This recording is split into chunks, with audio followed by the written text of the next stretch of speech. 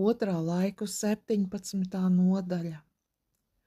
Un viņa dēls Jošafāts kļuva ķēniņš viņa vietā un kļuva varens pret Izrēlu, uz visās pilsētās, kurās bija nocietinājumi, un novietoja aizsardzības spēkus Jūdas zemē un Efraima pilsētās, ko viņa tēvs Asa bija iekarojis.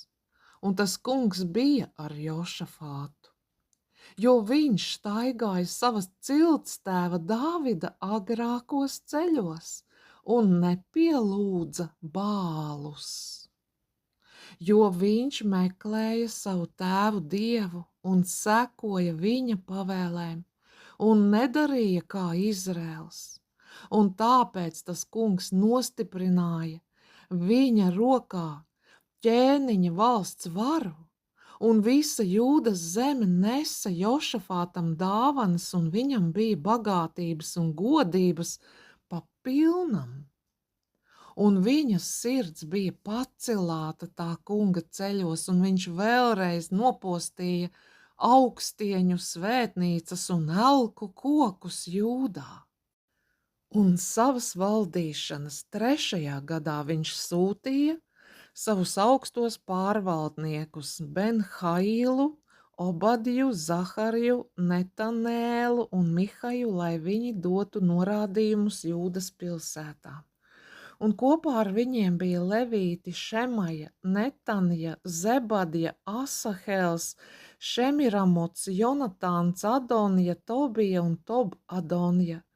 Šie bija levīti, un kopā ar viņiem bija priesteri Ēlišāms un Jorāms, un tie mācīja Jūdā, un tiem līdz bija tā kunga bauslības grāmata, un tie gāja apkārt pa visām Jūdas pilsētām un mācīja tautu. Un visu ķēniņu valstu zemēs, kas bija apkārt ap Jūdu, radās tādas bailes no tā kunga, ka viņi nesāka karu pret Jošafātu. Un pat no filistiešu vidus nāca sūtņi, kas atnesa Jošafātam gan dāvanas, gan meslu sudrabu. Arī arābi atveda viņam sīklopus, aunu 7,000 un 7,700 āžu. Un notika, ka Jošafāts arvien vairāk un vairāk pieauga savā varenībā.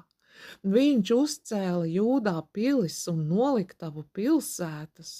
Viņam bija arī lieli mantu krājumi Jūdas pilsētās un karotāji, varonīgi vīri Jeruzālemē. Un šīs ir viņu iekārtojums pēc tēvu namiem. No Jūdas bija virsnieki pār 1000.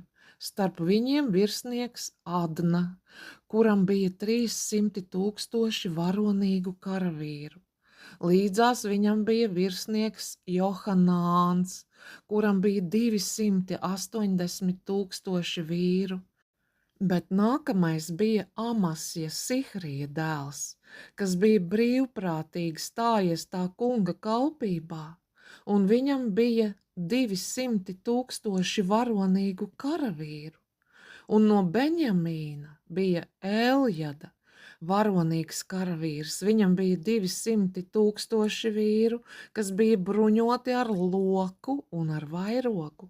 Bet nākamais bija Jozabāts, un viņam bija 180,000 karam sagatavotu vīru. Šie bija tie, kuri kalpoja ķēniņam, neskaitot tos, kurus ķēniņš bija ielicis stipri nocietinātās pilsētās visā Jūdas zemē.